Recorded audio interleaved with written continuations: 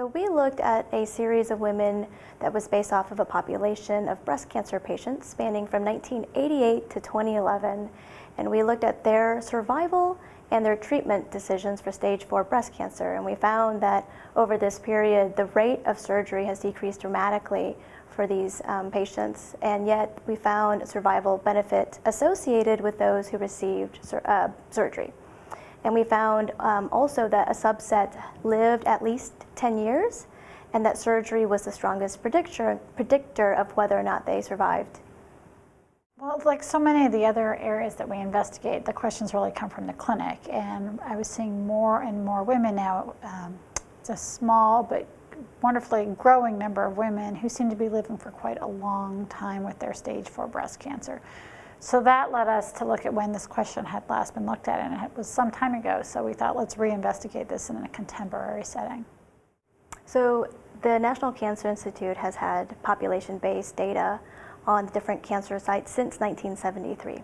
And Iowa actually is one of the original SEER sites, so we've been with them since the beginning. I think Alex and I have said before, and we definitely agree, this is one part of the conversation. We are not the first to find this.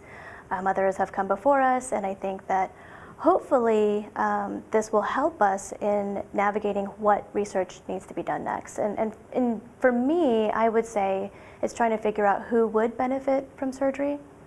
Those who got it for a reason. The doctors were not randomly choosing that. So there is likely selection bias. But they did have stage 4 cancer, they did receive surgery, and they did survive longer than those who did not. So trying to isolate that group, figure out what are the predictive factors, who are these women, I think is the next step. So as Mary just said, I think the next step is to think about who would benefit from this surgery. And our editors asked us to start to begin to postulate on that, and then things, as we start to have this conversation as a community of breast oncologists and investigators, we think about women that maybe have small deposits of disease being those that may live for long periods of time, and also those that have disease that's highly responsive to contemporary therapies. An important thing to understand, you could walk away from this article and say, okay, now we need to do surgery to the primary tumor for all women with stage 4 breast cancer. That's not what this manuscript says. It pushes us though to say, wow, there appear to be a group of women, 10%, and those who around 10%, those who underwent surgery lived for 10 or more years. That's really meaningful in a world where we previously had to tell women that their survival was 1-2 years. So as we start to think about who are those women and how can we get that group to be bigger, the obvious next step is to try to identify them. And again, we think about the early things would be maybe those that don't have a heavy burden of metastatic disease, meaning disease outside of the breast, or those in whom the modern therapies will eradicate their microscopic disease. So maybe it's time to revisit how we manage their macroscopic disease. So we had some variables. We found that the larger the tumor, the less likely they were to get surgery, which makes sense, makes it very difficult to get it out. We found that younger women were more likely to get it, also a function of probably comorbidity and the likelihood of surviving surgery and recovering well. So there are some things that kind of make sense, in sniff test wise, but are there biological markers? Are there molecular markers?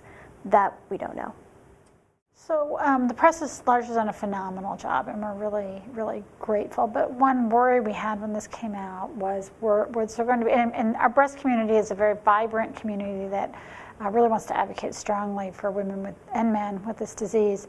But one of our worries was that the pendulum would say, well, now we need to operate on everybody who presents with stage 4 disease and the primary tumor intact, and that would be the wrong thing to walk away from.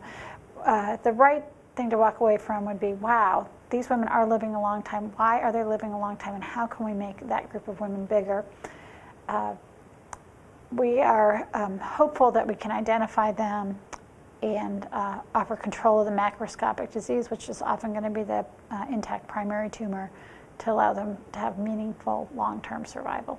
I also was able to tell the media quite a bit, and I will stand by this, that in my practicing lifetime, we will see women come in with stage 4 breast cancer and tell them, today we have to tell them, we cannot cure this. That will change in my practicing lifetime. The dogma became stage 4 is a systemic disease, so why would we put you through the morbidity of a surgery if the systemic disease is what's going to determine your outcome? And we're saying maybe it's time to revisit that, as having stage 4 disease means something different today in 2015 than it did in 1995.